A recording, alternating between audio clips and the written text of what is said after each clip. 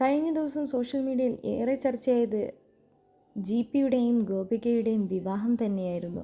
നിരവധി ആരാധകരാണ് GPയുടെയും ഗോപികയുടെയും വിവാഹത്തിനെത്തിയത്. കല്യാണം കഴിഞ്ഞ് പുതിമോടികളായി എത്തിയത് സ്വാസികയും പ്രേമുമാണ്. GPയെ കണ്ടപ്പോൾ സ്വാസിക ആദ്യം പറഞ്ഞത്, ഞങ്ങളുടെ കല്യാണം കഴിഞ്ഞതിന് ശേഷം പിന്നെ ഒരു കല്യാണം കൊടുക്കുക എന്ന് പറയുന്നത് ഒരു ഭാഗ്യമാണ്. ആ ഭാഗ്യം ഞങ്ങൾക്ക് ലഭിച്ചു എന്നും GPയോട് പറഞ്ഞു.